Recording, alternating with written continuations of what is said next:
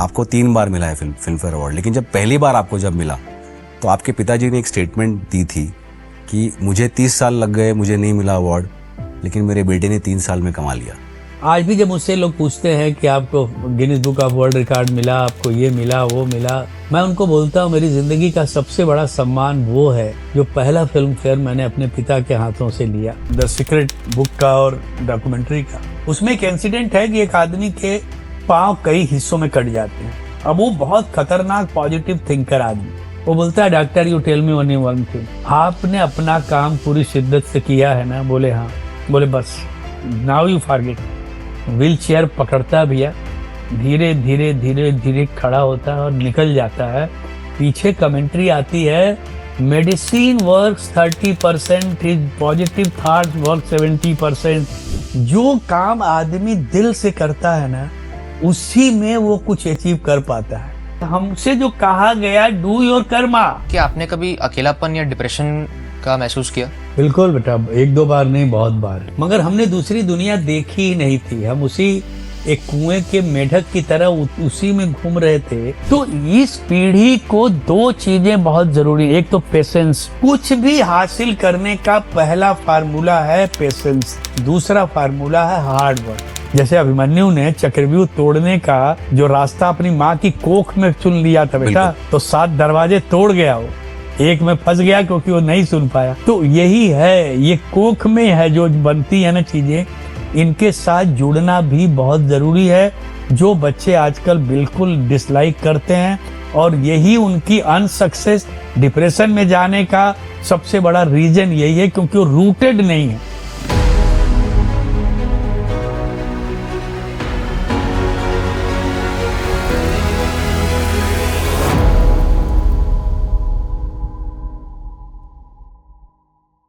नमस्ते, आप सभी का स्वागत है आज के इस एपिसोड ऑफ द ऑडकास्ट शो पे। आज का जो एपिसोड है बहुत ही ज़्यादा खास है, क्योंकि हमारे साथ आज जुड़े हैं बॉलीवुड के सबसे बड़े गीतकार समीर अंजान जी। नमस्कार जी, आपका बहुत बहुत स्वागत है। कैसा लग रहा है जी आपको यहाँ आके?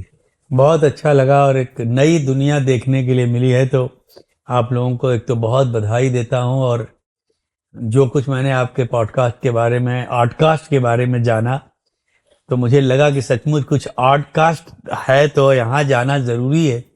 इसलिए मैं यहाँ आया हूँ, और मुझे पूरी उम्मीद है कि जिस सोच के साथ मैं यहाँ आया हूँ, रिजल्ट भी कुछ वैसा ही होगा। बिल्कुल जी, आपका आशीर्वाद है तो ये शो सक्सेसफुल होगा, सब आपके ऊपर है जी। मैंने बिल्कुल, मेरी दिल से आपको दुआ है, और ईश्वर से मैं प्रार्थना करता हूँ कि आप जिस सोच के साथ इसको आपने शुरू किया है, उसके मकाम तक इसको आप लेके जाएं। धन्यवाद जी, धन्यवाद जी। तो जी मेरा पहला सवाल ये था कि आपको 3 बार मिला है फिल्म फेयर अवार्ड, लेकिन जब पहली बार आपको जब मिला तो आपके पिताजी ने एक स्टेटमेंट दी थी कि मुझे 30 साल लग गए, मुझे नहीं मिला अवार्ड, लेकिन मेरे बेटे ने 3 साल में कमा लिया। तो कैसे लगा आपको जी? बहुत बढ़िया सवाल भैया। देखिए, एक हमारे यहाँ कहावत है ना कि लोग कहते हैं कि हर बाप की सबसे बड़ी खुशी होती है कि अगर उसका बेटा उसके आगे जाए। हर बाप, जैसे वो गाना है ना, पापा कहते हैं बड़ा नाम करेगा, बिल्कुल, बेटा हमारा ऐसा काम करेगा। तो कहीं ना कहीं मेरे पिता के भी दिल में था कि मैं कुछ ऐसा करूं कि उनका नाम अगर उतना बड़ा मैं नहीं कर सकूं तो एटलीस्ट उनको एक इज्जत लोग दें कि भाई आपका बेटा अभी अच्छा गाने लिखता है। आज भी जब मुझसे लोग पूछते हैं कि आपको Guinness book of world record मिला, आपको ये मिला वो मिला, मैं उनको बोलता हूँ मेरी जिंदगी का सबसे बड़ा सम्मान वो है जो पहला फिल्म फेयर मैंने अपने पिता के हाथों से लिया। तो लोग बोलते हैं क्यों है, मैंने कहा कि वो उसका जवाब उन्होंने दे दिया था उस दिन। और एक कमाल की बात बताता हूं मैं कि जब वो मेरे मन में था, कभी जब ये सफर शुरू हुआ, तो मैंने सोचा था कि मेरी जिंदगी में जो पहला सम्मान मुझे मिलेगा वो मैं अपने पिता के हाथों से लूंगा। मेरा बैड लक था कि उसके पहले 2 बार उनको मैसिव पैरालिसिस अटैक हुआ था, तो चलने में थोड़े से अनेबल थे। और जब हम फंक्शन में जा रहे थे तो माँ ने और मेरी धर्मपत्नी ने दोनों ने मना किया कि पापा मत चलिए, क्योंकि थोड़ा चलना पड़ेगा, क्योंकि गाड़ी जहां उतारती है वहां से। बोले नहीं मैं चलूंगा। खैर अब वो जिद कर गए तो हम लोग उनको लेके आए। अब जहां पे स्टेज बना था और जहां पे ऑडियंस बैठी थी उसमें थोड़ी दूरी थी। तो जब मेरा नाम अनाउंस हुआ, मैं गया तो मुझे याद है जैकी श्रॉफ जो थे वो अवार्ड देने वाले थे मुझे। मैं जब गया तो उन्होंने मुझे अवार्ड दिया, तो मैंने उनसे कहा कि मेरी बड़ी दिली तमन्ना है कि मेरे पिताजी यहाँ है और मैं उनके हाथों से अवार्ड लूँ। अरे बोले सर बहुत खुशी है, मैं बुलाता हूँ अनजान जी को। तब उन लोगों ने कहा तो मेरी माँ और मेरी पत्नी दोनों खड़े हुए उनको उठाने के लिए कि वो चल के जा नहीं पाए। उन्होंने दोनों को अपने हाथ से अलग किया और बोले नहीं मैं अकेला जाऊंगा। और कभी अगर वो आपको वीडियो मिल जाए ना, एक आदमी जो खड़े होने की ताकत नहीं थी मगर उसमें जो खुशी की ऊर्जा जो भरी अंदर, वो लड़खड़ाते लड़खड़ाते अकेले स्टेज तक गए, ऊपर आए और जब उनको माइक दिया गया तो उनसे पूछा गया तो उन्होंने कहा कि देखो इस काली औरत को पाने की मैंने बड़ी कोशिश की और ऐसा नहीं था कि मैं डिजर्विंग नहीं था। खास तौर से मेरा खई के पान बनारस वाला जो गाना था, बिल्कुल। उस साल मुझे लगा था कि इस साल तो मुझे फिल्म फेयर मिलेगा, मगर नहीं मिला। खैर तो एक लाइन है मेरी कि शिकवा नहीं किसी से गिला नहीं, जो नसीब में नहीं था मुझको मिला नहीं। तो ठीक है, नहीं मिला तो नहीं मिला, मगर एक बात मेरे जहन में जरूर आई थी कि यार मेरी इतनी गहरी तमन्ना थी इसको हासिल करने की, तो कभी न कभी तो ये औरत मेरे घर में आएगी।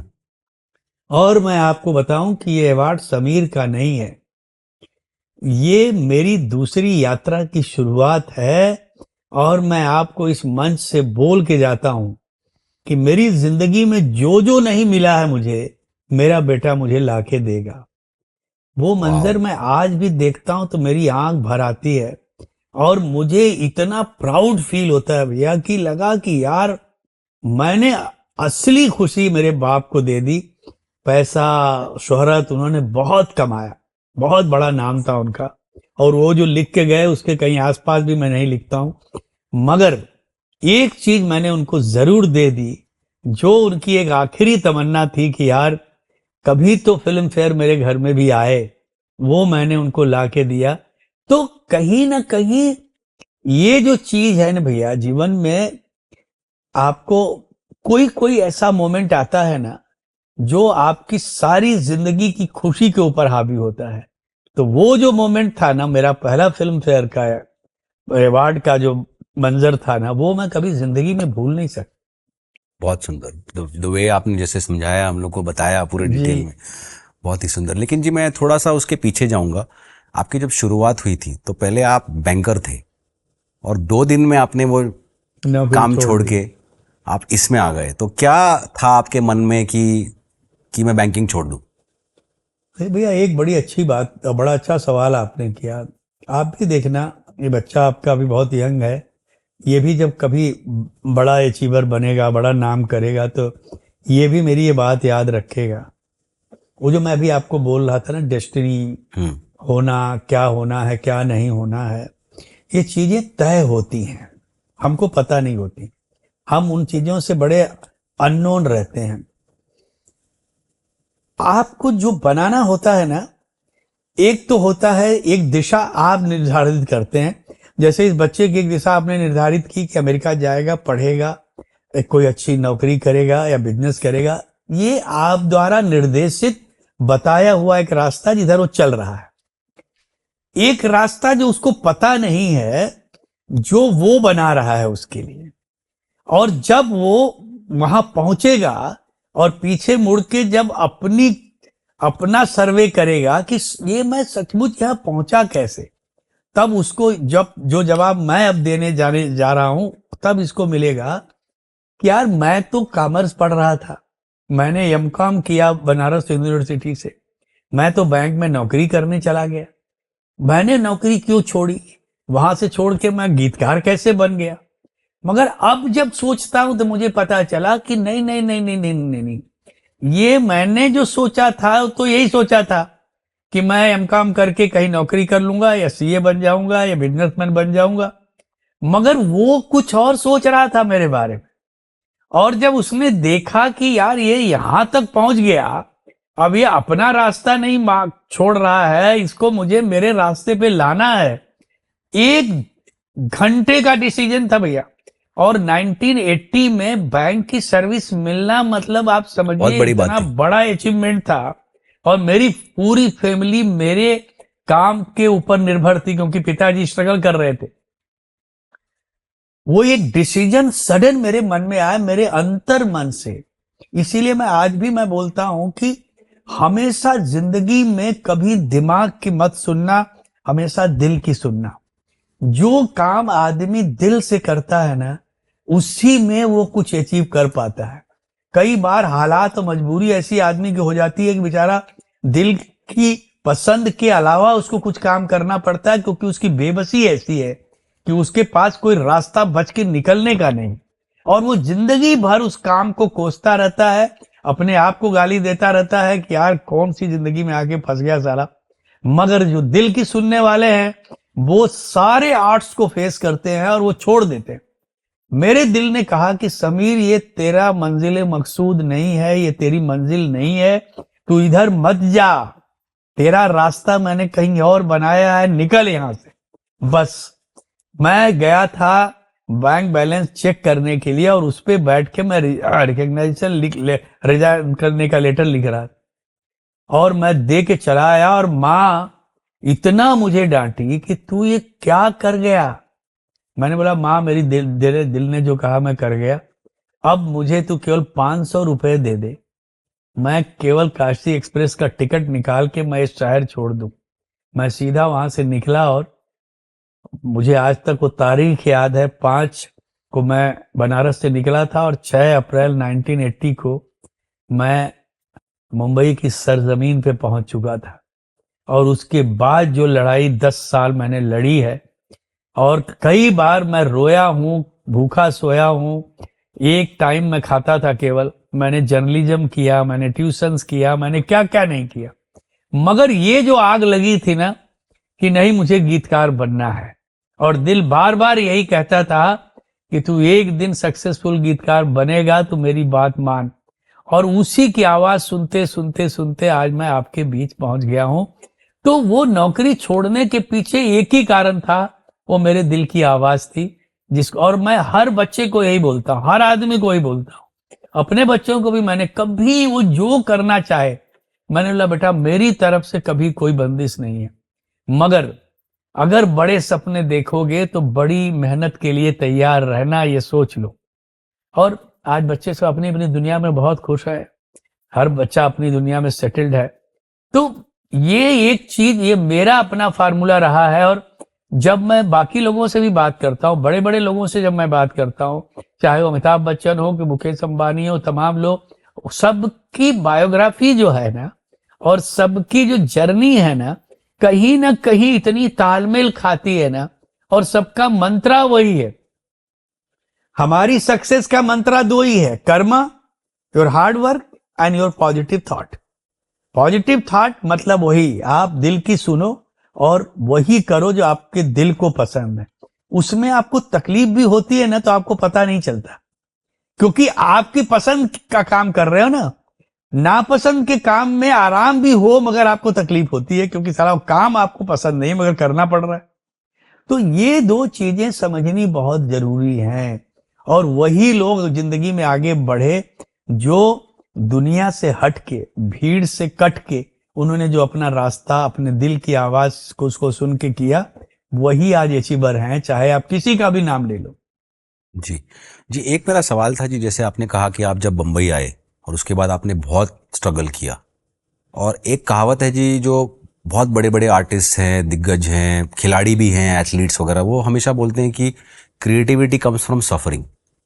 तो क्या आप मानते हैं कि creativity comes from suffering and suffering alone? एक बहुत खूबसूरत शेर है इसी बात पे, कहता है कि रात किसी और, मेरे ख्याल से सूर्यभान गुप्त जी की एक बड़ी खूबसूरत कविता है कि रात रोने से कब घटी साहब, रात रोने से कब घटी साहब, बर्फ धागे से कब कटी साहब, असली शायर बना वही जिसकी जिंदगी से नहीं पटी साहब।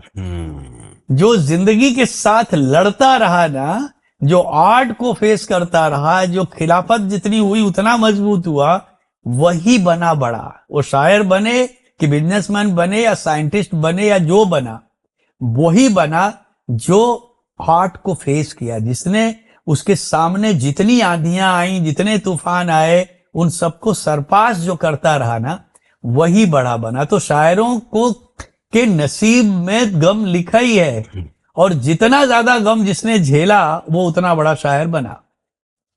तो जी गीतकार, जैसे आपने कहा कि आपने इतना स्ट्रगल किया, उसके बाद तो आप हिट पे हिट लिखते गए, इतने सारे गाने लिख दिए आपने कि मतलब Guinness book of world record वाले आ गए आपके द्वार पे। उसके बाद मैंने ये भी आपके जब रिसर्च में कर रहा था, आपके नोट्स बना रहा था, तो मैंने ये भी पढ़ा है कि आपने एक ही दिन में एक एल्बम भी लिख दिया। तो ये कैसे कैसे कर पाते हो आप? नहीं, ये मैं कर ही नहीं सकता भैया। यही तो एक चीज समझने की है। हम लोगों को लोग बोलते हैं वी आर गॉड गिफ्टेड, हमको बोलते हैं वी आर क्रिएटर्स, जबकि क्रिएटर तो एक ही है जिसको ईश्वर बोलते हैं, भगवान बोलते हैं। मगर उसने अपने नूर का एक बहुत जरा सा हिस्सा कहीं हमें डाल दिया, हमको एक अलग दुनिया का बना के भेजा कि देख, तुझे मैं एक खास पर्पज के लिए भेज रहा हूं और तुझे यही काम करना है। तो हम तो जब लिखने बैठते हैं तो हम तो अंधेरे में होते हैं भैया। हमारे पास तो कोई ऐसा फार्मूला नहीं है। जो म्यूजिक बनाते हैं उनके पास तो कम से कम 7 सुर हैं, तो सुरों को छेड़ के वो गाने बना लेते हैं। हमारे पास तो कुछ नहीं है, हम तो ब्लैंक होते हैं। हम एकदम केवल बैठ के तब एक कहीं ना कहीं एक लौ लगती है और हम उससे पूछते हैं कि अब बोल भाई, अब हम फंस गए हैं, कैसे निकलें। आ जाती है कोई न कोई नूर टपक पड़ता है और रास्ता दिखा देता है। हमारा सफर जो है ना हर जी, वो अंधे मुसाफिर की तरह है। हमने उसकी उंगली पकड़ी हुई है, हम तो चले जा रहे हैं, लेके जाने वाला वो है। हमारे क्या, हमारी 10 पुश्तों में इतनी ताकत नहीं थी कि इतने गाने लिख पाते। वो एक बड़ा अच्छा, मेरे पिताजी का एक गाना है कि मैं कब गाता, मेरे स्वर में प्यार किसी का गाता है। मैं कब गाता, मेरे स्वर में प्यार किसी का गाता है, जब जब आए याद किसी की नया गीत बन जाता है। वाह। मेरी ताकत नहीं है भैया, ये कोई लिखवाता है, मैं नहीं लिखता। एक मेरा बड़ा खूबसूरत शेर है कि वो रूबरू है, मतलब सामने है, वो रूबरू है फिर भी दिखाई नहीं देता, वो बोलता है फिर भी सुनाई नहीं देता। वाह। वो रूबरू है फिर भी दिखाई नहीं देता, वो बोलता है फिर भी सुनाई नहीं देता, रहता है साथ साथ मगर हमसे जुदा है, वही तो खुदा है। वाह। वही तो खुदा है। तो जिंदगी में आप एक बार उस पर छोड़ दो, कह दो कि बस समर्पण बहुत जरूरी है, कि अब तेरे हवाले, अब तू डिसाइड कर। जब मैं बैंक की नौकरी छोड़ के निकला तो यही सोच के निकला ना कि अभी तूने बोला है ना, दिल मतलब आपकी आत्मा, उसी में रहता है, वो आपके अंदर ही बैठा है ना, तो वही बोलता है। मगर सुनते नहीं हम उसकी, सुना बोल रहा है मगर हमारे वो कान नहीं है जो हम उसको सुन पाए। तो उस पे छोड़ दो बस, देखो वो जो, और वो रास्ता फिर वो तय करता है। मैं हमेशा यही बोलता हूं कि मुझे कभी ये मत बोलना कि जो आपने लिखा, मैंने कुछ नहीं लिखा है, किसी ने लिखवा लिया है मुझसे। वरना मैं जब आया था तो मैं वही था। 9 साल जब मैं स्ट्रगल कर रहा था तो ऐसा तो नहीं था कि मैं कोई अलग आदमी था, फिर जब मैं सक्सेसफुल हुआ तो अलग आदमी हो गया। नहीं नहीं नहीं, वो बना रहा था मुझे। वो जो सोने को जितना तपाओ उसमें चमक उतनी आती है ना, बिल्कुल जी। तो मुझे तपा रहा था, वो उतना तैयार कर रहा था कि मुझे तुझे यहां तक लेके जाना बच्चे, तो मुझे तेरे को प्रिपेयर तो करना पड़ेगा, नहीं तो फंस जाएगा और फिर तू कर नहीं पाएगा। और फिर तेरी नहीं, जब अर्जुन ने कहा, जब गांडीव रख दिया तो कृष्ण ने बोला कि अर्जुन तूने मुझसे कहा था और जब तुमने मुझे चुना सेना के अलावा, तो तुझसे मैंने एक वादा लिया था कि अगर तुझे ये लगता है कि मैं सबसे ताकतवर हूं अर्जुन, तो आज के बाद जो मैं बोलूंगा तू करेगा। और अब मैं तुझे बोल रहा हूं कि अर्जुन गांडी उठा और मार, और तू उठा नहीं रहा है, तो ये गलत कर रहा है, तू मेरी बात मान। अब अर्जुन सुनने को तैयार नहीं। अर्जुन बोल रहा है कि आप किसको मारने के लिए बोल रहे हो यार, ये भीष्म पितामह खड़े हैं, युधिष्ठिर, मैं, ये मेरे गुरु हैं, मेरे बच्चे हैं, मेरे चाचा, कैसे मारूं मैं उनको? किसको मारूं मैं? तब वो अपनी औकात में आए। अब जो मैं बोल रहा हूं, जो बात की, मैं नहीं लिखता, लिखवा कोई और रहा है। आदेश दिया है उसने मुझे लिखने का, मैं लिख रहा हूं और मैं उसका आदेश मानता हूं। और अर्जुन ने बोला मैं नहीं मानूंगा। तब उसने बोला रुक रुक बेटा, अब मैं तुझे बताता हूं, तू क्या मारेगा अर्जुन?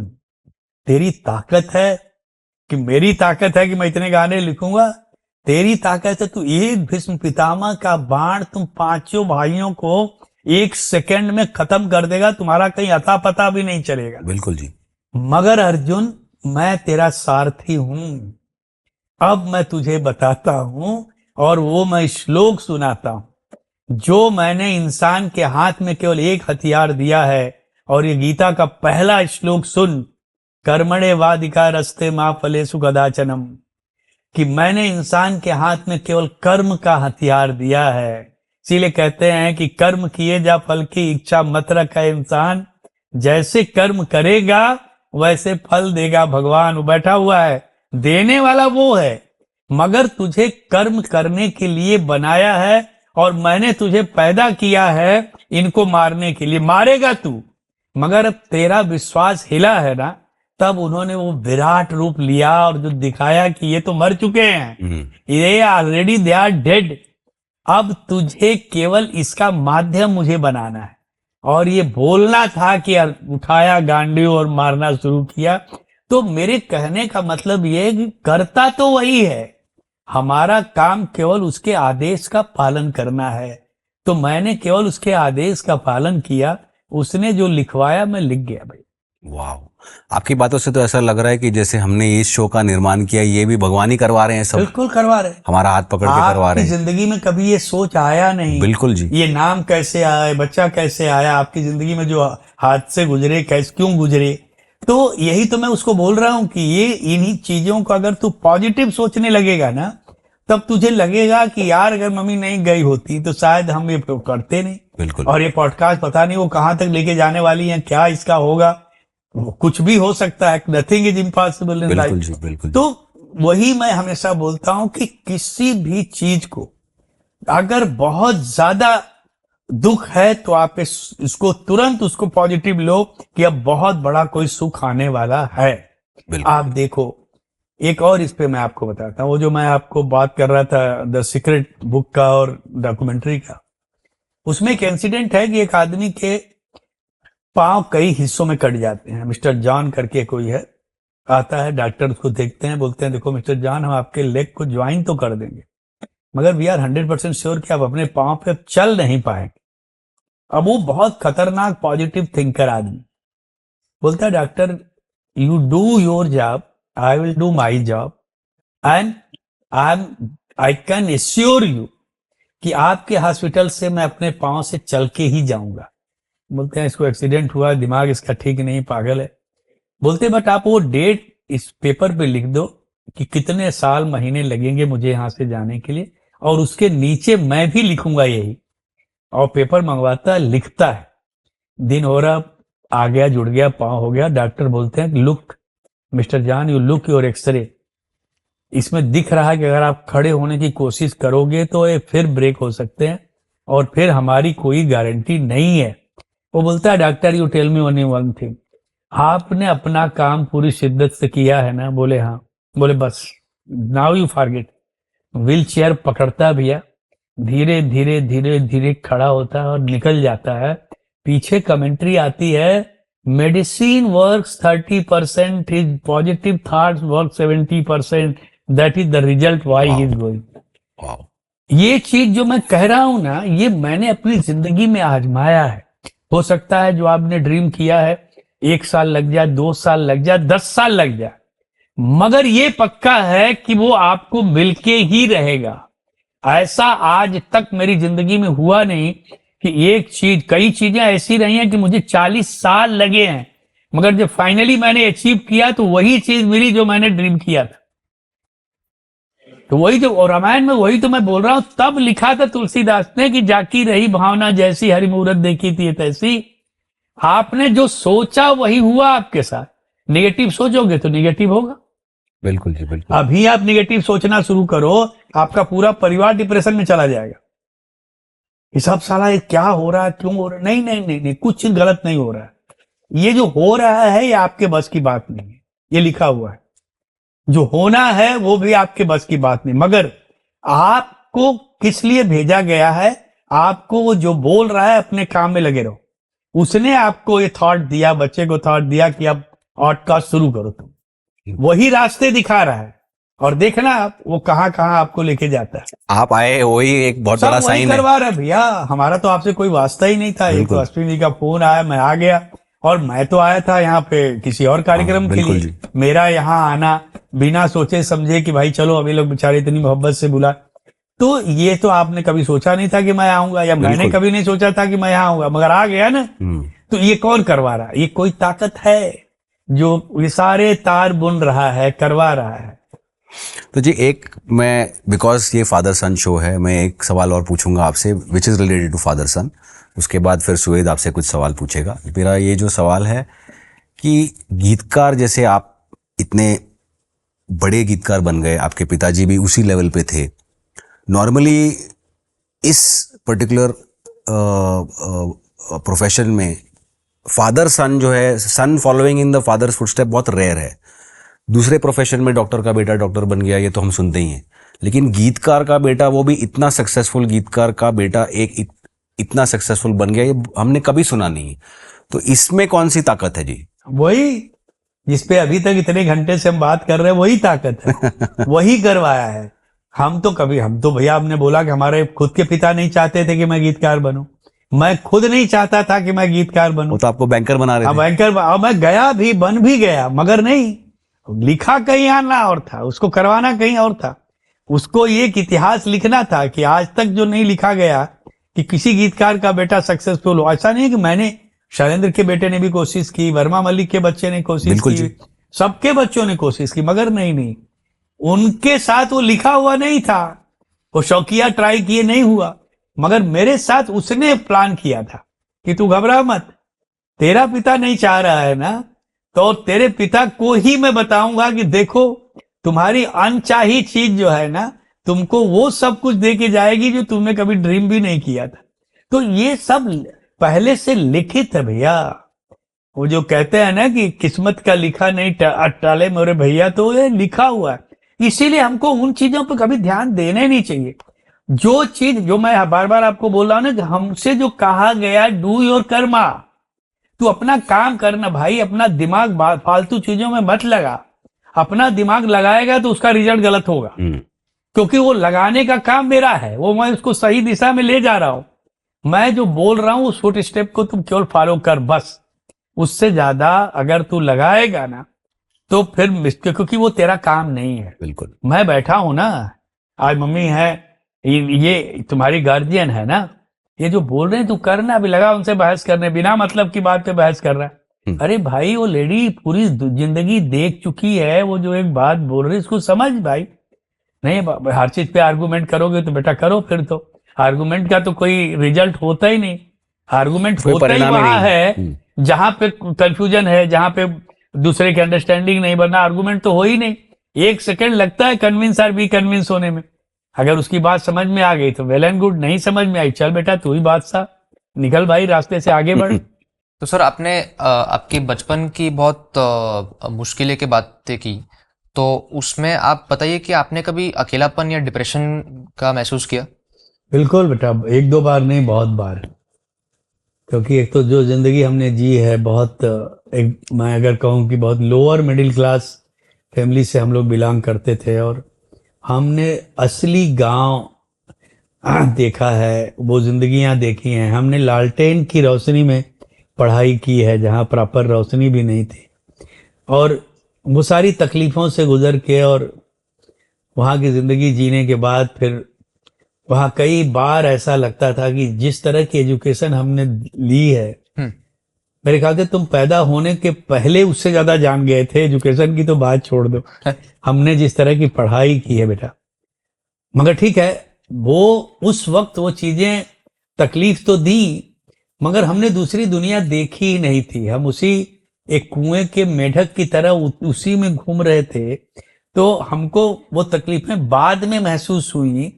मैं हमेशा कहता हूं कि जिन रास्तों को और जिन तकलीफों को झेल के हम आगे निकल आए, अब वहां से गुजरने के लिए कोई करोड़ों रुपए दे तो मैं जा नहीं सकता हूं, क्योंकि अब मैं उन तकलीफों से वाकिफ हो चुका हूं कि उस वक्त मुझे कितना दर्द हुआ था।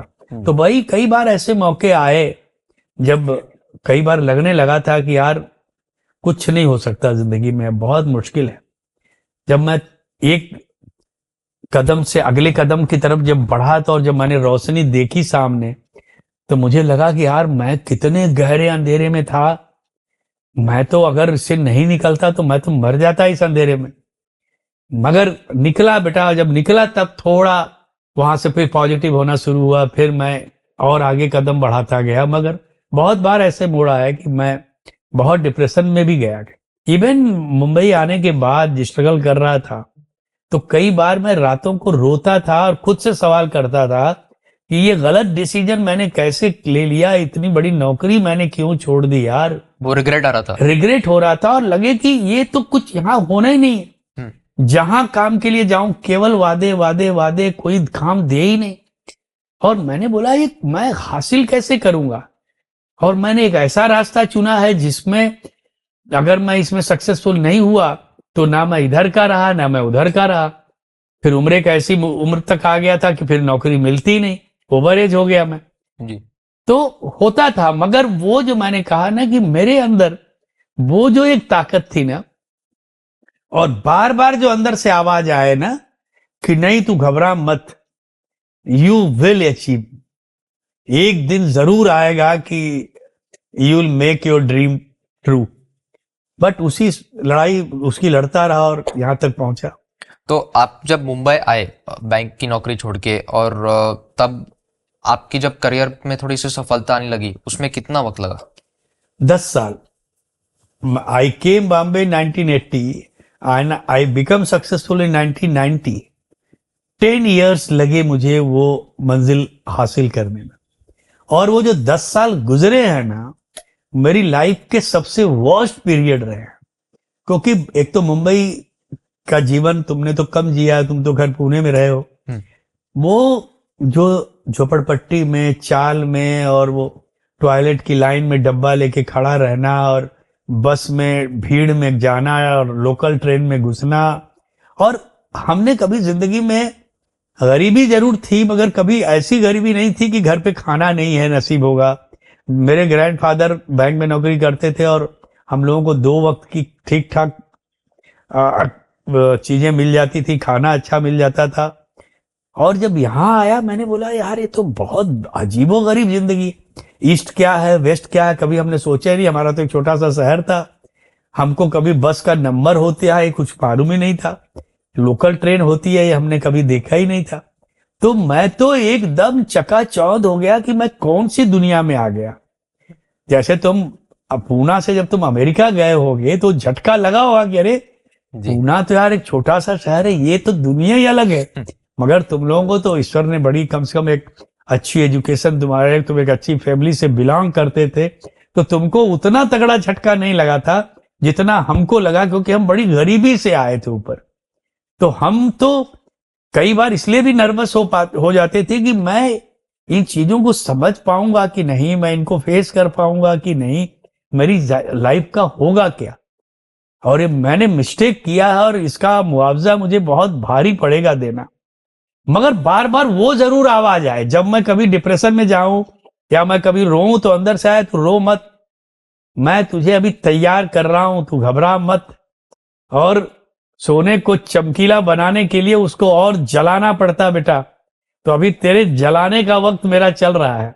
अगर तू भाग गया ना तो समझ ले इतने साल की तेरी मेहनत बेकार हो जाएगी। बस फिर वो हौसला आए वो एक बड़ा अच्छा शेर है, मेरे पिताजी की एक लाइन है कि जग अभी जीता नहीं है और मैं अभी हारा नहीं हूं, फैसला होने से पहले हार क्यों स्वीकार कर लूं, कि अभी तो डेस्टिनेशन बड़ी दूर है यार।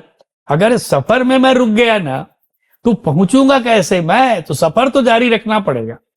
ठीक है, बारिश आएगी, तूफान आएगा, रुकावटें आएंगी, मगर चलते रहना है।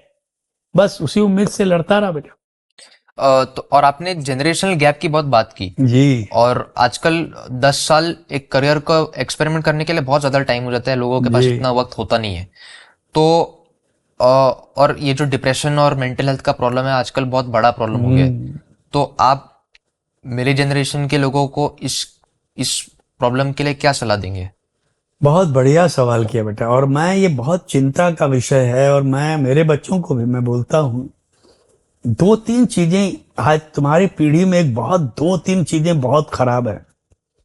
एक तो हर चीज को बहुत जल्दी हासिल करने की होड़ में लगे हुए हैं, जबकि उनको ये पता है, ये पता होना चाहिए अगर नहीं है, कि यहां से अमेरिका जाने में 16-17 घंटे लगते हैं। ये लगेंगे ही, तुम अगर चाहो कि 10 मिनट में अमेरिका पहुंच जाओ, मगर नहीं, उनको पहुंचना 10 मिनट में है। और वो गलत एक मेंटल सेटअप दिमाग में डाल के और उससे डिप्रेशन में जा रहे हैं, उससे झगड़ा कर रहे हैं, उससे ड्रग ले रहे हैं, उससे दारू पी रहे हैं, उससे सिगरेट पी रहे हैं। अरे भाई, एक ये तुम्हारे पिता हैं, ये तय है। अभी तुम ये बोलो नहीं हमारे पिता ही नहीं, अरे भाई तुम्हारे सोचने से नहीं होगा। एक जो फैक्ट है, you have to accept that, कि अमेरिका जाने में लगेंगे 18 घंटे तो लगेंगे बेटा। पहली बात कि वो मेंटली उसके लिए तैयार नहीं है। सेकेंड, सब ड्रीमर हैं, सबको हाई ड्रीम है, सबको अमिताभ बच्चन बनना है, सबको बिल गेट्स बनना है, सबको मुकेश अंबानी बनना है, बट उन हार्ड वर्क करने के लिए तैयार नहीं है। उतनी मेहनत जब पड़ती है तो भागते हैं, फिर जहां उनको आजमाइश में डाला जाता है रोने लगेंगे, घबरा जाएंगे, डिप्रेशन में चले जाएंगे, भाग जाएंगे। हमारी जनरेशन के लोग डिप्रेशन वर्ड नाम ही नहीं सुने थे, सुसाइड वर्ड उन्होंने कभी जाने नहीं था। कोई सुसाइड भी करता है क्या जिंदगी में? वो तो केवल जिंदगी मौत दो ही चीज सुने थे। अभी सुसाइड कर ले रहे हैं, डिप्रेशन में चले जा रहे हैं, ड्रग ले रहे हैं। अरे क्यों भाई, आप उसकी रियलिटी को समझो ना यार। आपको अगर एमकॉम बीकॉम की डिग्री हासिल करनी है तो 14 साल 15 साल पढ़ना पड़ेगा बेटा। पढ़ने के लिए तैयार नहीं है, डिग्री चाहिए। अरे ये तो अजीब ख्याल है भाई, ये कैसे होगा? अच्छा, दूसरी बात, बहुत जल्दी सेटिस्फाई हो जाते हैं। थोड़ा सा अचीव कर लिए, अब उनको लगा बस सब बेफिक्र होके पड़े हुए हैं। अभी हमारे बच्चे जो हमारे साथ काम करते हैं, हम तो इतना काम करने के बाद आज भी अगर मेरी सिटिंग हो तो मैं पूरी दुनिया छोड़ के चला जाता हूं। हमारे बच्चे अभी कुछ नहीं हासिल किए हैं, मगर उनको 2 गाना अगर मिल जाए, आजकल के बच्चों को 2 हिट गाना लिख दिए तो उनको लिखता है वो गालिब बन गए, वो उन्होंने दीवान लिख दिया, उन्होंने शायरी की 500 किताब। अरे भाई, अभी तो तुम पग के बाहर निकले हो, सफर बड़ा लंबा है, पहले समझो इस चीज को। तो इस पीढ़ी को 2 चीजें बहुत जरूरी है। एक तो पेशेंस, पेशेंस अगर आपने लूज किया ना बेटा तो कुछ नहीं हासिल करोगे। कुछ भी हासिल करने का पहला फार्मूला है पेशेंस, दूसरा फार्मूला है हार्ड वर्क, और तीसरा फार्मूला जो मैं इतनी देर से पॉजिटिव थॉट्स के बारे में बात कर रहा था, कि हमेशा कभी निगेटिविटी की तरफ मत जाओ। एक लड़की से अफेयर है, टूट गया, अब चले गए डिप्रेशन में, सुसाइड। अरे एक लड़की गई है ना जिंदगी से भाई, अभी 1000 लड़कियां जिंदगी में आ जाएगी, क्यों इतने परेशान हो गए हो? नहीं, बस तो अच्छा। और जो छूटा या जो रिश्ता टूटा, उसकी वजह नहीं समझेगी कि गलती किसकी थी, उसकी थी, मेरी थी, क्यों हुआ, क्यों नहीं हुआ, क्या। आजकल तो प्यार का मतलब ही नहीं पता है आजकल के बच्चों को बेटा। रियल लव होता क्या है उनको पता ही नहीं है।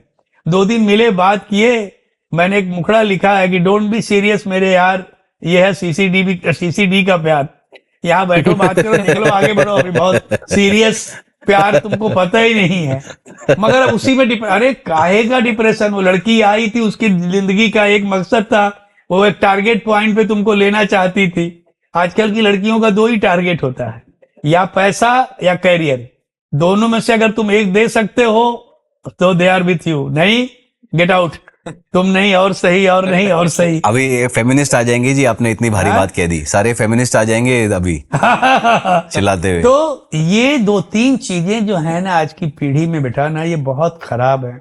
और मैं आज भी बच्चों के सामने, तो बहुत यंग बच्चे वहां बैठे हुए थे, मैं यही बता रहा था कि बेटा पेशेंस रखो। आज तुम्हारे माँ बाप ने जो कुछ हासिल किया, जिस बंगले में हम रहते हैं तुम रहते हो, ये एक दिन की मेहनत का नतीजा नहीं है। अगर तुम अभी बोलो यार मैं तो अपने पिता से बड़ा बंगला मुझे बनाना है, तो पहले दिमाग में डाल लो कि भैया पापा को यहाँ पहुंचने में 30-35 साल लगे थे, तो मैं चलो यार मैं 25 साल दे देता हूँ, 10 साल और कम करके उनसे ज्यादा मेहनत करके हासिल करूं। नहीं, अब मैं तो कल का कल मुझे बंगला चाहिए। अभी तुमने एक डिमांड की कि पापा मुझे मर्सिडीज चाहिए। अरे भाई मर्सिडीज मजाक है कि तुमको अभी बोला, मगर नहीं उनको चाहिए, या वो जिद पे आ गए।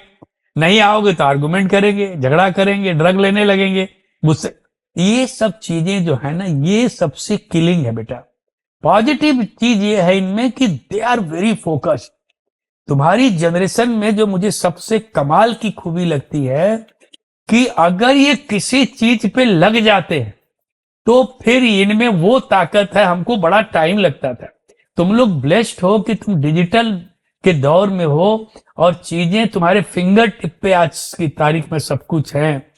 केवल तुम अगर फोकस हुए ना, तो जो चीज हमने 45 साल में हासिल की है तुम 15 साल में हासिल कर सकते हो। इसके लिए मैं तुमको एश्योर कर सकता हूं, क्योंकि आज का जो टेक्निक, साइंस और ये सब चीजें जो डेवलप हुई हैं, उसका तुमको बहुत बड़ा बेनिफिट है बेटा। मगर वही है, उसमें भी पेशेंस चाहिए। उसमें ऐसा नहीं है कि फिंगर टिप पे तुम दबाए और तुमको सक्सेस मिल गई। या तो बड़े ड्रीम मत देखो, छोटे ड्रीम देखो कि हाँ भाई मुझे लाख रुपया महीना कमाना है, मैं यहां तक पढ़ाई करूँ, खुश रहो। नहीं, तुमको बनना बहुत बड़ा है, टाइम है नहीं, पेशेंस है नहीं, और तुमको अचीव करना है। तो जब एक गलत चीज पे अटेम्प्ट करोगे तो तकलीफ में तो फिर आना ही बेटा, फिर डिप्रेशन में जाना ही है। फिर तो तुम कोई ना कोई गलत रास्ता चुनोगे। तो जब हर चीज को हासिल करने का एक टाइम फ्रेम है, उतना लगना ही है। एमबीबीएस पढ़ने के लिए आपको 15 साल पढ़ना है, 20 साल पढ़ना है, तो पढ़ना पड़ेगा। ऐसा नहीं हुआ कि कल गए पर से डॉक्टर बन गए, एमडी बन गए, एमबीबीएस बन, नहीं नहीं नहीं नहीं, फिर मत बनो ना। फिर एमए बीए करके कुछ एक सिंपल सी नौकरी कर लो, क्लर्क की नौकरी कर लो। बहुत से लोग हैं वैसे ही सरवाइव कर रहे हैं। नहीं है, ड्रीम सबके बड़े हैं, मगर पेशेंस नहीं है और हार्ड वर्क करने की ताकत नहीं है अंदर। तो अभी मैं थोड़ा सा बॉलीवुड के बारे में बात करना चाहूँगा। आपने जो पहले गाने ऐसे हिट पे हिट बनाई थी, तो आपने उनकी जो लिरिक्स है वो आज के टाइम पे इवॉल्व करके अडेप्ट कैसे किया? जैसे जी 4 बज गए, ये पार्टी अभी बाकी, वो आपने वो कैसे मतलब? आदमी को वक्त के साथ चलते रहना चाहिए। एंड कभी भी आप क्रिटिक मत बनो, कभी भी सामने वाले की बुराई मत करो। एक चीज समझो कि ये दुनिया परिवर्तनशील है, यहाँ बदलाव होता रहता है। आज एप्पल का मोबाइल 15 आया तो फिर 16 आना है। ये बदलाव होता रहेगा, कुछ न कुछ चीजें बदलती रहेंगी। आपको उस बदलाव के साथ जुड़ना बहुत जरूरी है। आप बोलो कि नहीं हम तो अभी भी टेलीफोन से ही बात करेंगे, हम मोबाइल नहीं। अरे भाई अभी दुनिया बदल गई, बदल जाना भाई, तू मोबाइल ले ले। तो अभी दुनिया केवल टेलीफोन से काम नहीं चलता, लैंडलाइन से अभी दुनिया नहीं चलेगी। तो मैंने अपने आप को बदलाव के साथ बदला बेटा। अच्छा, बदलने में मुझे बड़ी तकलीफ हुई, क्योंकि मुझे अपने आप को पहले तोड़ना पड़ा। क्योंकि जब आप कई नई दिशा से जुड़ना चाहते हैं तो पुरानी चीज को तोड़ना पड़ेगा। तो जोड़ने में मुझे तकलीफ हुई। वो पुराने थाट, वो पुराने चीजें, वो पुरानी सोच को वाइप आउट करना पड़ा मुझे। फिर मैंने नए बच्चों से, जैसे तुम्हारी एज के बच्चों से मैंने दोस्ती से, और वो ट्रिक भी आपको आना चाहिए, क्योंकि वो आपको सीनियर मानते हैं, वो आपको अपने टाइम से अलग मानते हैं, वो आपसे कटना चाहते हैं। अरे यार सीनियर आदमी, इनसे मैं कैसे बात करूं। मैंने उनसे दोस्ती की, उनकी लैंग्वेज को समझा। जैसे मैंने एक गाना लिखा, उसमें मैंने एक ही गाने में कम से कम 4 लैंग्वेज का यूज किया। क्योंकि जब मैं उस जनरेशन के साथ गया तो मुझे लगा कि आजकल के बच्चे जब बात करते हैं थोड़ी इंग्लिश, थोड़ी हिंदी, थोड़ी पंजाबी, कुछ भी डाल के बात करेंगे। मैंने बोला इनके साथ मैं आइडेंटिफाई कैसे करूं? तो पहले तो इनकी लैंग्वेज को मुझे पकड़ना पड़ेगा। अगर मैं उसी जमाने की लैंग्वेज लिखता रहूंगा तो ये कभी उससे जुड़ेंगे ही नहीं। इनको लगा रहा तो पुराने टाइप का राइटर है। तो मैंने एक गाना लिखा था, बड़ा मशहूर गाना, तुमने अक्षय कुमार फिल्म का था, हेरा फेरी का। वो गाना है कि अब देखो मैं गुनगुना रहा हूं तो तुमको उसमें लैंग्वेज दिखाई देगी। कहता है कि कितने अरमान मान मान मान मान जागे थारे वास्ते सोनिए, ऑल डे ऑल नाइट मुझे याद सताए तेरी, हाय हाय याद सताए। अब देखो कितने अरमान मान मान, राजस्थान, जागे थारे वास्ते राजस्थान गुजरात, सोनिए पंजाबी, पंजाब, अभी all day all night English, English. अब मुझे याद सताए तेरी हिंदी। तो बच्चों को लगा कि अरे यार ये तो आया मेरी दौर का राइटर आया है यार, ये तो हमारी लैंग्वेज में बात करता है यार। जी। अब वो धीरे धीरे मुझसे कनेक्ट होना शुरू। फिर एक दौर आया जो रैप आ गया, डिस्को आ गया, ये वो। तब मैंने बोला कि यार अब तो कुछ अलग सोचना पड़ेगा। तब मैंने वो लिखा 4 बज गए लेकिन पार्टी अभी बाकी है। तो कहीं ना कहीं बदलाव के साथ मैंने अपने आप को बदला। जब एक दौर आया था आइटम गानों का, डबल मीनिंग गानों का, तब वो चोली के पीछे गाना बहुत मशहूर हुआ। तब मैंने उस जमाने में, मैं आई हूँ यूपी बिहार लूटने, दिल वालों के दिल का करार लूटने, और सरखा लो कटिया जाड़ा लगे और धक धक करने लगा, इस तरह के गाने मैंने लिखने शुरू किए ताकि अब मुझे उनके साथ जुड़ना था। फिर एक जमाना जब मैं शुरू हुआ तो फिर आशिकी, साजन, दीवाना, राजा हिंदुस्तानी, उन फिल्मों में एक रोमांस का दौर शुरू हुआ था, कयामत से कयामत दिल। तो फिर मैंने उसको फॉलो किया। साजन। तो हाँ, अब साजन। फिर एक टाइम आया कि जब मैं और बदलाव आया तो फिर मैंने धूम मचा ले वो गाना, फिर हाउसफुल 1, हाउसफुल 2, हाउसफुल 3, इनके गानों से फिर मैं जुड़ा। तो कहीं ना कहीं मैं उस बदलाव के साथ अपने आप को बदलता रहा, इसीलिए ये 45 साल का सफर पूरा कर पाया बेटा। नहीं तो हमारे दौर के कितने राइटर 20-20, 25-25 साल पहले ही रिजाइन करके चले गए और अपना चुपचाप रिटायर होके अपनी जिंदगी जी रहे हैं और गाली दे रहे हैं कि अरे मारो साले क्या लिख रहे हैं आजकल। ना ना ना ना, गाली मत दो। आप हैं ना, अभी भी आप जिंदा है ना। अगर आपको लगता है कि बुरा हो रहा है तो यू डू बेटर वर्क। वो अपने आप बुरा, अच्छी चीज अगर मार्केट में आएगी तो बुरा अपने आप ही खत्म हो जाएगा। आप ये एक्सेप्ट कर लो कि वो जो लिख रहे हैं आपसे लिखा जाने वाला नहीं, आपकी समझ में नहीं आ रहा, तो आप क्रिटिसाइज कर रहे हो। अरे भाई, हमको आज भी, मैं आज भी 60s के गाने गाता हूँ, 70s के गाने गाता हूँ, क्योंकि जिस दिन मैं पैदा हुआ तो मेरे कान में वही 60s 70s के गाने ही मैंने सुने हैं। तो वही लता मंगेशकर, किशोर कुमार, मोहम्मद रफी मेरे फेवरेट है। मेरे दादाजी के फेवरेट थे केएल सहगल। मैं केएल सहगल का गाना सुनूं तो उठा के फेंक दूं, अरे मतलब इतना गंदा गाना गाता है, गाना गाता है कि रोता रहता है, मेरी समझ में नहीं आता। मगर भाई उनको बेटा, उनके जमाने का रफी वही था। अब आज जब उसके बाद एक हमारी जनरेशन आई तो कुमार सानू, उदित नारायण, अलका याग्निक, उनके रफी, किशोर, लता वो हो गए। अब आजकल के बच्चों के स्टार अरिजीत सिंह हो गए, ये सब लड़के। तो दौर बदलता रहता है, चीजें बदलती रहती हैं। और जो तुम जिस जनरेशन में पैदा हुए हो, तुम जो खाना खाते हो, तुम जो जिस तरह के दोस्तों के साथ रहते हो, तुम जिस तरह की पढ़ाई, तुम्हारी जिंदगी वो है ना बेटा, कि तुम्हारे दादाजी या तुम्हारी दादी और तुम्हारे ग्रैंडफादर जो, वो तुम चीज लेके बैठे रहोगे। हाँ, उनसे केवल वो संस्कार लो। जो मैं बोलता हूं कि दोनों की मर्जिंग बहुत जरूरी है। जब तुम यहां आते हो, जब तुम अमेरिका में रहते होगे, तुम्हारी अपना एक सर्कल है, दोस्त है, वहां की अपनी दुनिया है, वहां के अपने लोग हैं, वो एक अलग दुनिया है जो तुमको अट्रैक्ट करती होगी, तुमको अच्छा लगे। मगर जब यहाँ आते हो और यहाँ से जब जाते हो तो ये सब चीजें मिस करते हो।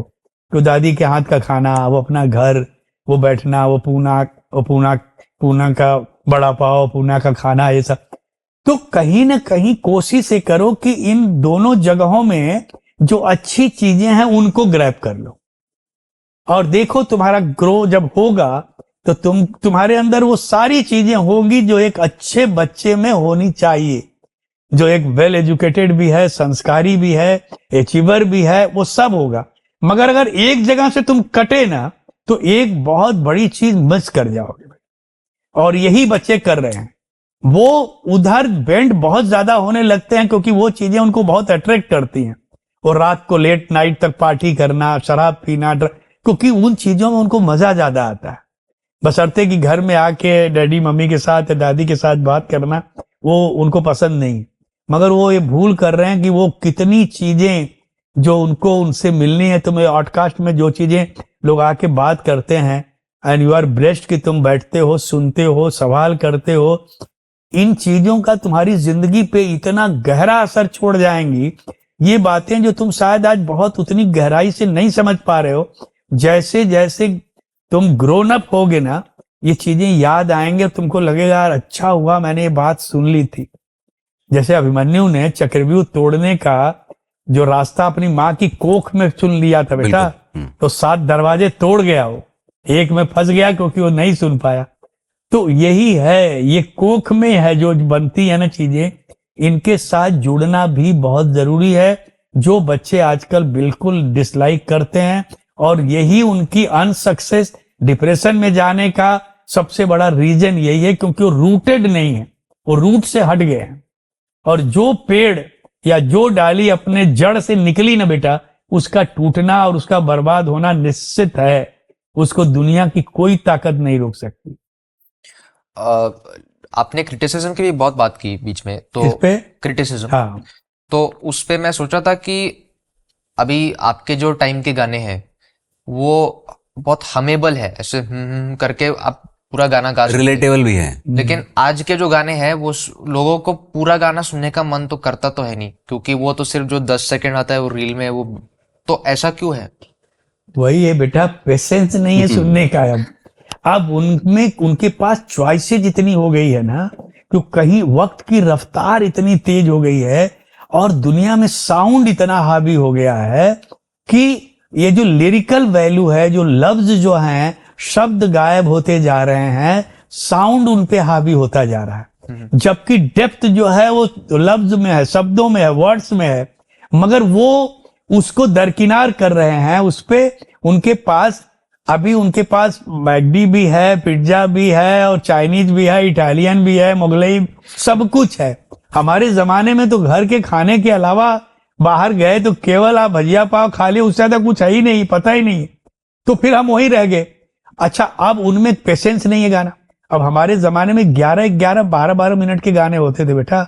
आजकल मुझे बोला जाता है कि सर 2.5 से 3 मिनट के ऊपर गाना मत करना। तो अब बात यह है, क्योंकि उनको उनके पास पेशेंस नहीं है उतना सुनने का। वो सोचते हैं 2 मिनट में सुनो यार, निकलो आगे। क्या सुनोगे 2 मिनट में? क्या उससे हासिल क्या होना? एक मोमेंट्री एंजॉयमेंट आपको मिल गया, सुन लिया, चल गए, बढ़ गए आगे। अच्छा, और जो गाने लिखे जा रहे हैं उसकी कनेक्टिविटी नहीं बेटा। कनेक्टिविटी इसलिए नहीं है कि वो बच्चे रूट से हट चुके हैं, वो इमोशन को समझना उनको मालूम है। जैसे मैंने प्यार की बात की ना, प्यार होता क्या उनको मालूम ही नहीं है। हम लोगों ने अपने जमाने में जो प्यार किया था, अगर उसका डिस्क्रिप्शन मैं तुमको दूं तो तुम हिल जाओगे। तो अब सवाल वही है, मगर जिन लड़कों को ये बात समझ में आती है ना, वो सुनते हैं बेटा, वो पूरा गाना सुनते हैं, पूरा गाना बाय हार्ट करके वो गाते हैं, मगर नहीं सुनते। 99% बच्चों का यही हाल, उनको नहीं सुनना। 2 मिनट सुने, आगे बढ़ जाओ आगे। तो चॉइसेस का ये मतलब नहीं है कि आप किसी चीज को सीरियसली समझो मत। अगर आपके पास सुविधा है तो सुविधा का गलत इस्तेमाल मत करो। आप अगर एक चीज अच्छी लगती है, अगर आपने पॉडकास्ट में या उसमें आपने रील में 2 मिनट 3 मिनट का सुन लिया, 2 सेकंड 3 सेकंड का सुना, तो अगर कोई अच्छी लगी तो पूरा गाना सुनो, देखो तो सही यार इसमें आगे क्या लिखा हुआ। तब देखोगे कि अरे यार अच्छा नहीं सुनता तो गड़बड़ हो जाता है। तो ये रील बनाना तो एक नए तरह का ट्रेंड है, जैसे बीच में टिकटॉक शुरू हो गया थे सब। तो ये सब तो बेटा वो पानी की बुलबुले की तरह चीजें आती हैं जाती रहती हैं। जैसे बहुत से सिंगर, कभी हनी सिंह आ गया, कभी बादशाह आ गया, मगर टिकता वही है कुमार सानू, उदित नारायण, अरिजीत सिंह और अलका। वो जो डेप्थ में है, जो अच्छी चीज को समझते हैं, वही दूर तक चलते हैं। बदलाव तो होता रहता है। अभी इससे आज से 10 साल पहले रील नाम कभी सुना ही नहीं था आपने, रील क्या होती है, पर अभी है, ठीक है, तो उसको भी एंजॉय कर लो, सुन लो, मगर उसके रूट्स में रहो हमेशा। अच्छे गाने सुनते रहो, इंग्लिश गाना हो, हिंदी गाना हो, कोई भी लैंग्वेज का गाना तुमको पसंद हो, और उसको सुनो मत, केवल उसको सुनो और गुनो, उसकी मीनिंग को समझो, उसको जिंदगी में सोचो कि यार ये गाना मुझे पसंद क्यों आया, थोड़ा उस पर रिसर्च करो, हर चीज को टाइम दो, फिर देखो तुमको हर चीज में कुछ ना कुछ सीखने के लिए मिलेगा।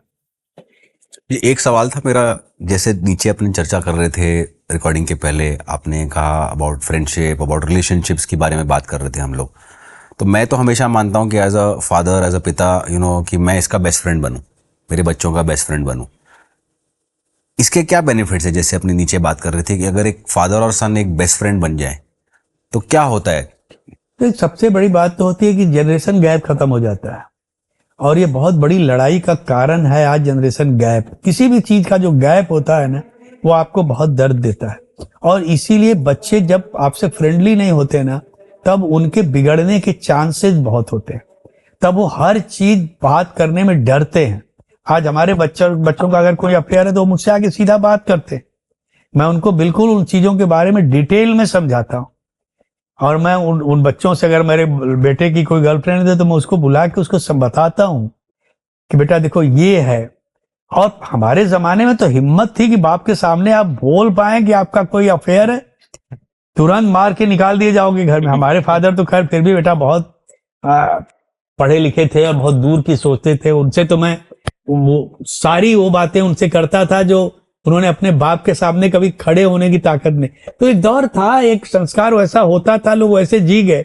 मगर अब जो है उसको, जो मैं अभी एग्जांपल दे रहा था ना समाचार देखने का और एक दूसरे, तो वो गैप हटाना, और यू आर लकीएस्ट वन कि तुम्हारा पिता जो है वो इस चीज को समझते हैं, पढ़े लिखे हैं, उनको मालूम है कि मुझे बच्चों से दोस्ती करनी चाहिए। और एक उम्र के जब इनका जूता तुम्हारे पाँव में जाने लगे ना बेटा, तो तुम समझ लो कि बेटा मेरे से समझदार हो चुका है। अब इसको उस नजरिए से मत देखो, अरे लौंडा है क्या, इसको इससे क्या बात करे, तो क्या मालूम।